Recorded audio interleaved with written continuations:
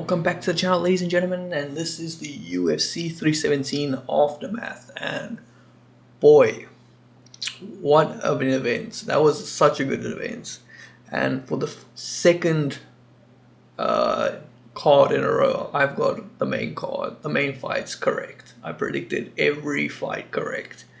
Damn. And if I did do a full card prediction, I think I only would have got one fight incorrect. I almost said only one fight correct. That would have been fucking terrible if I did that. But anyway, yeah, I got the full main card correct yet again. So maybe, maybe I'm getting kind of good at this thing. Maybe you guys should start watching the videos if you've only seen clips or something, or you've only watched 5 minutes. Take some notes. Let's also, obviously, with the Aftermath, we're gonna basically talk about who the fighters on the main card and what could potentially be next for them. You've got Payton Talbot.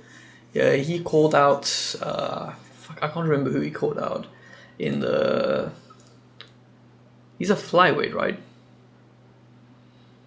I can't remember who he called out, but I think it's a non-ranked fighter, if my memory serves me correctly.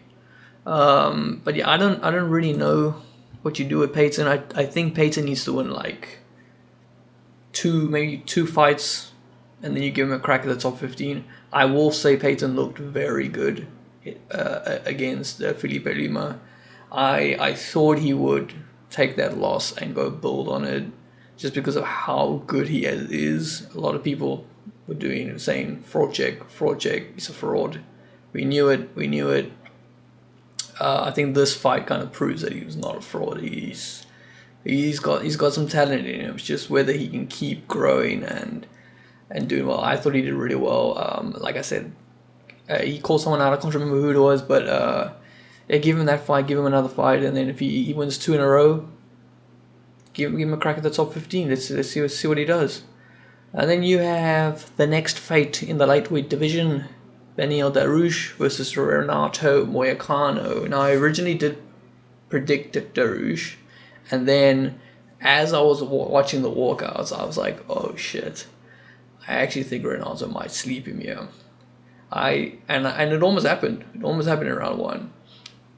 When I was watching, I kept saying to myself, if Renato blitzes and he just goes crazy and just throws combinations, he could knock Beneil out. I hope that doesn't happen, because I also made a bet and I wanted to win my bet, you know what I'm saying? And it happened. He dropped Beneil, and I thought, fuck, he's gonna knock him out.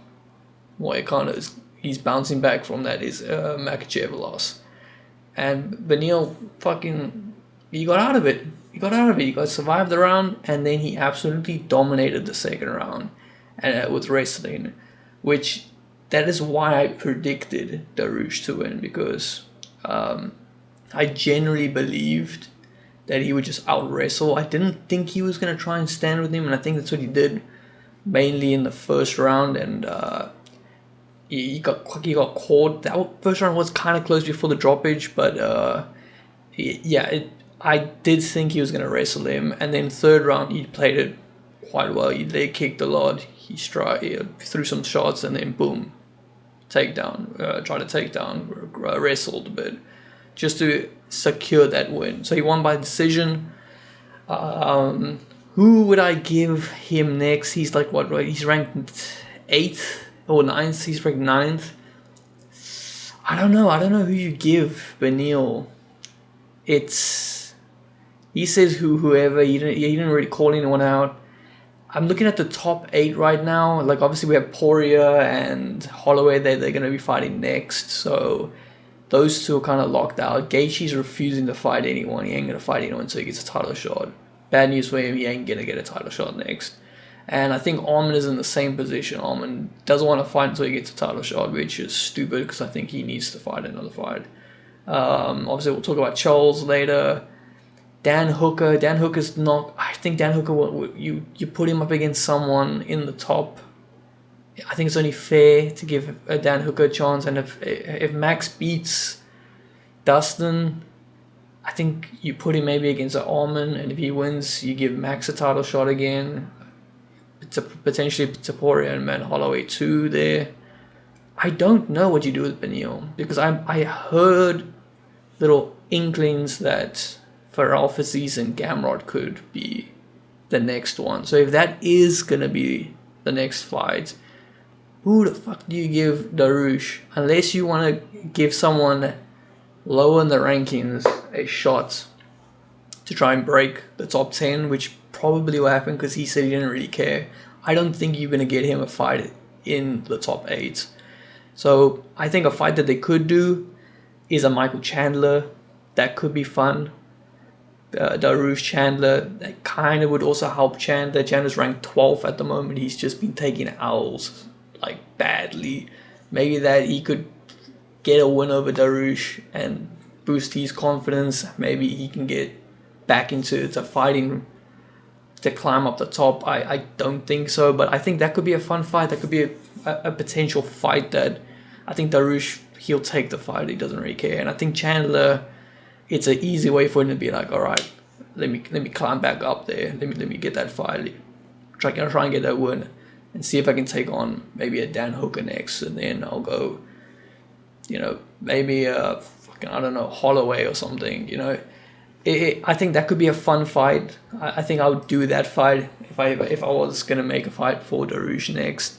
But let's go into the third fight of the main card, which is Brandon Royval versus Joshua Van. This fight was so fun to watch. I think they broke like 3 or 4 fucking records for the striking, strikes landed, strikes thrown in the division, and just overall in a 3-round fight or something. They broke some crazy fucking records. And I'm happy because they both got fucking paid for that fight. Now, we already know what's going to happen with Joshua Van. He's the number 1 ranked fighter now in the division because he beat Brandon Royval, who was the number 1. He's going to fight Pantoja. It already happened. Speaking of Pantoja fought Kai Kara-France. He absolutely fucking dominated him. It wasn't even close. I don't even Kai fucking landed a proper shot on him. It was just pure domination. Like, he made Kai look like he does not belong in a championship fight. And it sucks because, like, I do like Kara-France. I think he's a good fighter. It's just Pantoja, dude, this motherfucker's crazy. And I think you need someone crazy to be able to fight him and give him a challenge. And that's most likely going to be Joshua Van. They've already did a little face-to-face. They talked about it. It's crazy because he's 23 and he's going to get a title shot. I think Pantoja said he was washing dishes at 23 years old. So yeah, that's going to be the fight. Joshua Van versus Pantoja. They've already said, let's go. That's next. And now let's move on to the main event of the evening. Ilia Topuria versus Charles Oliveira. Now, I'm not gonna lie, I did not see that coming. I did bet for like a gone in 60 seconds for Ilia to knock him out in 60 seconds because I was like, maybe. Topuria's been saying the whole week, Charles has got flaws in his game. When I hit the first shot on him, he's gonna be dropping and then I'm gonna knock him out. I'm not like the other guys. I'm not gonna let him get up the whole time. I'm gonna make sure the fight ends.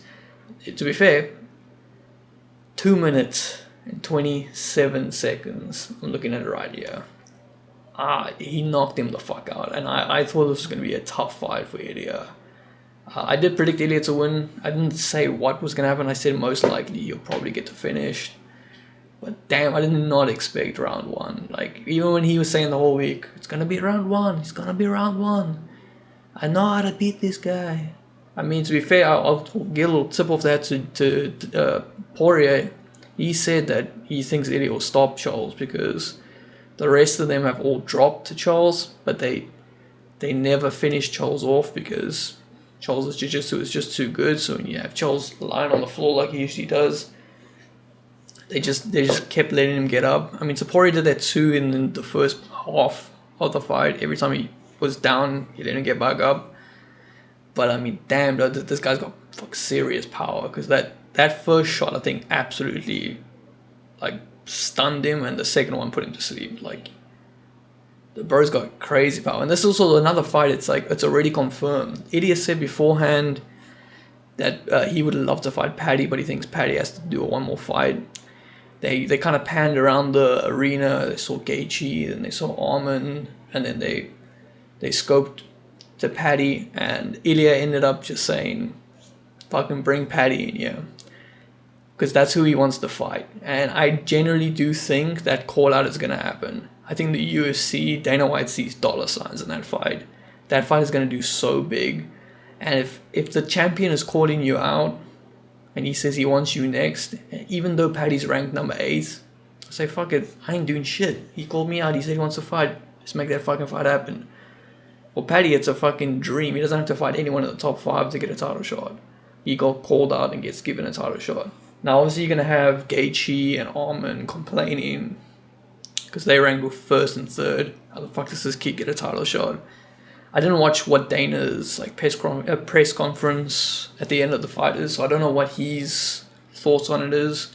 I'll have to watch that. I should have maybe watched it before coming on here, but we'll have to see. I think that's a fun fight. That's a bang of a fight. I think I think you do it now instead of making Paddy versus like Arman, and then Arman beats him, and then that fucking fight just dies. And then we've got to do Ilia Topuria versus Arman, and then Arman will most likely drop out because his back is sore.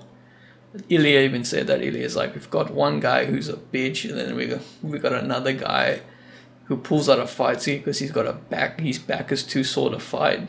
The bitch one was, I think, for Paddy. And then he just told me, like, fucking bring Paddy in here. I want to fight Paddy. They got a little shove in there. It was so good, man. That fight will be so good. If they can do that fight at the end of the year, beginning next year, that fight will go fucking crazy. But anyway, that's going to be UFC 317 Aftermath, and I'll see you guys in the UFC 318 Aftermath.